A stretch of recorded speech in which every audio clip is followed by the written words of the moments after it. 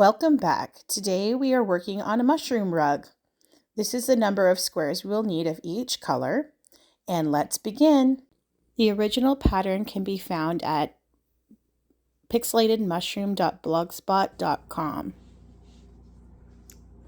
I'm starting with a 4.5 millimeter hook, US size 7. We are going to be making 2 rounds of a granny square. Any size yarn will do. You just need to make sure you have the right color, and any size hook will do as well. So to start our granny square, we're going to do a slip knot, and we're going to do 6. 1, 2, 3, 4, 5, 6. Okay, so now we're going to attach in the round, or attach in a circle. So we go to the first of the chains and insert, pull up a loop and pull that loop all the way through. Now you should have a center or a circle like this, and we're going to chain 3, which counts as our first double crochet, and then we're going to do 2 double crochets into the center loop. So yarn over, 3 on your hook, pull through 2, pull through 2. Yarn over, insert, and pull up a loop. You have 3 on your hook, pull through 2, pull through 2. Chain 2, 1, 2, and then you're going to do 3 double crochets into that hoop. There's 1,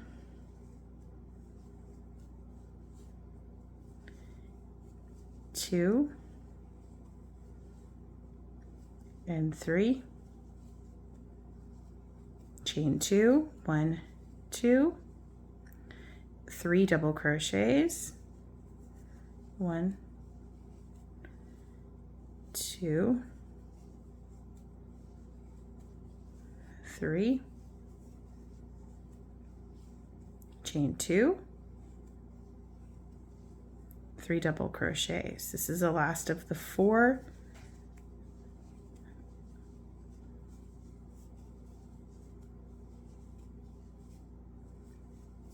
Okay, so right now you have 4 clusters of 3 double crochets. You have 3 corners, and you're going to do chain 2 to make the last corner. And you are going to insert into the top of that beginning chain and pull through. We're going to slip over to the corner. So slip over to the chain 2 just by going through these 2 spaces. And okay, now we're going to do clusters of 3 double crochets, chain 2, 3 double crochets in each corner. So 3, chain 3 first, it counts as the first double crochet.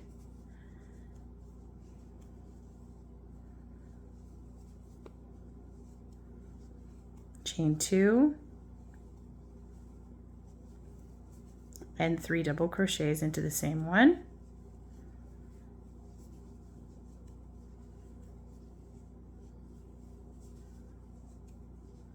Okay, that's our first corner. We're going to go on to the next corner over here. Same pattern, 3, chain 2, 3. 3 double crochets.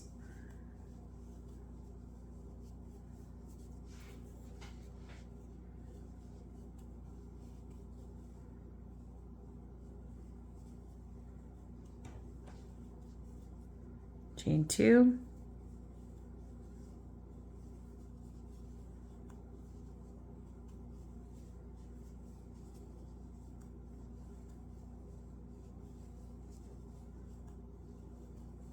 That's completed. Go to the next corner here and repeat 3, 2, 3.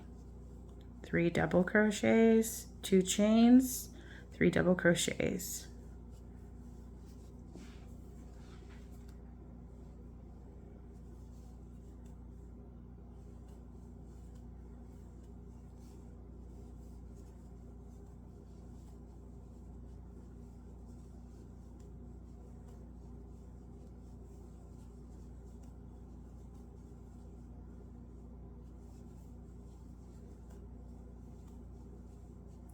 And we're on to the last corner. 3 double crochet, chain 2, 3 double crochets,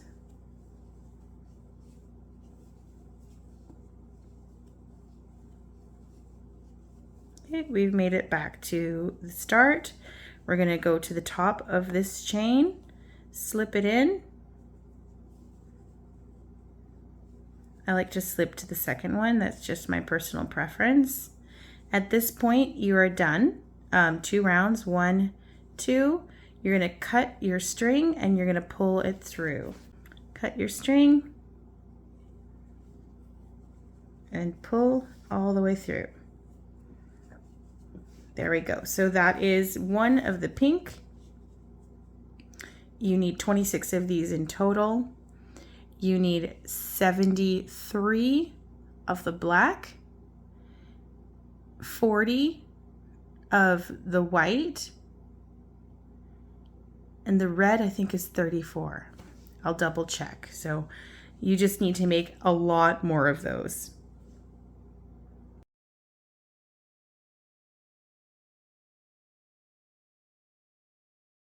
And ta-da! Here it is. I finished the whole thing. It was a labor of love. It took me hours and hours and hours to assemble this blanket. So each individual square, I'm going to bring you down to see. Sorry, I'm on a squeaky surface. Each individual square was attached to the next square in a series of columns. And then once I had strips done, I had each strip done, I then sewed the strips together and completed my blanket. Now let me just show you how, so if you could imagine regular sewing, you put the the right sides together and you sew along the wrong side. So that is exactly what I did, same as you would any sewing project. And then it took a matching string for at least one color. And I just whipped it together as you would regular sewing. You can see it a little bit better here. So I just did a whip stitch and it's not showing in the seams too much. I almost made a mistake and I decided that maybe the white wouldn't show if I kept going down here in white.